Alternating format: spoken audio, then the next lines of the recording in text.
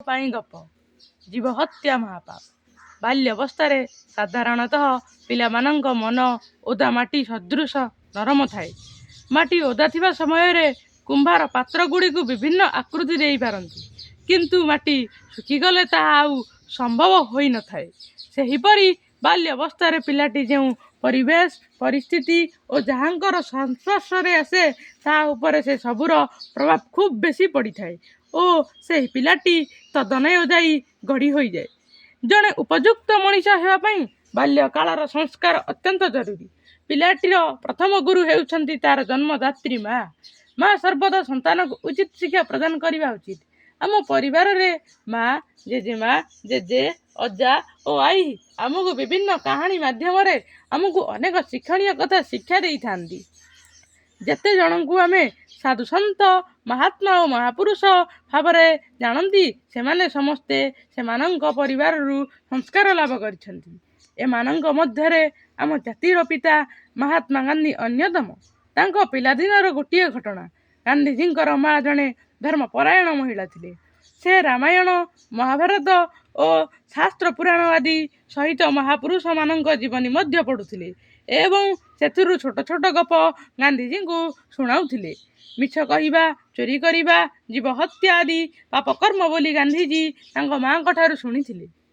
ଗାନ୍ଧୀଜୀଙ୍କର ପରିବାରର ସମସ୍ତ ଶାକାହାରୀ ଥିଲେ, ସେଥିପାଇଁ ଗାନ୍ଧୀଜୀ କେବେ ବି ଆମିଷ ଖାଉନଥିଲେ। ଥରେ ଗାନ୍ଧୀଜୀ ତାଙ୍କ ସାଙ୍ଗସାଥୀଙ୍କ ମେଳରେ ଭୋଜି କରୁଥିଲେ। ଭୋଜିରେ ଆମିଷ ରୋଷେଇ ହୋଇଥିଲା। ଏହା ଜାଣିବା ପରେ ଗାନ୍ଧୀଜୀ ଭୋଜି ନ ଖାଇବା ପାଇଁ ସାଙ୍ଗମାନଙ୍କୁ କହିଲେ। ସାଙ୍ଗମାନେ ବାଧ୍ୟ କରିବାରୁ ସେ କହିଲେ ଯେ ମୋ ମା ମନା କରିଛନ୍ତି ଏସବୁ ଖାଇବାକୁ, ମୁଁ ଖାଇବି ନାହିଁ। ପିଲାମାନେ କହିଲେ, ତୋ ମା ତ ଏଠି ନାହାନ୍ତି, ସେ କିପରି ଜାଣିବେ? ତୁ ଖାଇଦେ, ଆମେ କେହି ତୁମ ଘରେ ଜଣାଇବୁ ନାହିଁ। ପିଲାମାନେ ଗୋଟିଏ କଥା ମନେ ରଖିବ, ଆମର ମନ ସର୍ବଦା ଚଳଚଞ୍ଚଳ, ଗୋଟିଏ ସ୍ଥାନରେ ସ୍ଥିର ହୋଇ ରହିପାରେ ନାହିଁ। ବେଳେବେଳେ ଆମ ମନ ଗୋଟିଏ କାମ କରିବାକୁ ଚାହେଁ, ଠିକ୍ ପରେ ପରେ ଆମ ଭିତରୁ ଆଉ ଗୋଟିଏ ସ୍ୱର ଶୁଭେ ଯେ ନା, ଏପରି କରିବା ଭୁଲ କିମ୍ବା ହଁ, ଏହା ଠିକ୍ ବା ଏପରି କରିବା ଉଚିତ। ଏହି ସ୍ୱରର ନାମ ହେଉଛି ବିବେକ। ବିବେକ ସର୍ବଦା ଆମକୁ ଠିକ୍ ରାସ୍ତା ଦେଖାଏ।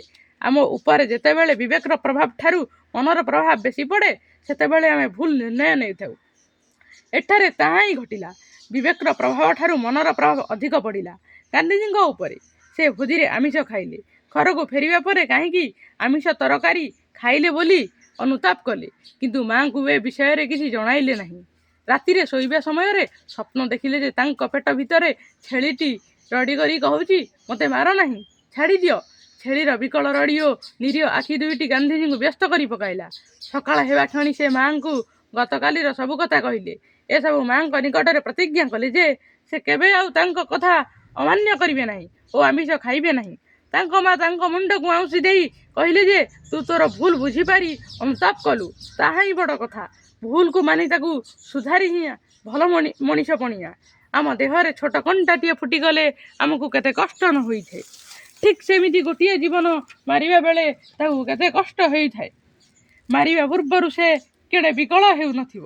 ସେଥିପାଇଁ କାହାକୁ ଜୀବ ହତ୍ୟା ମହାପାପ।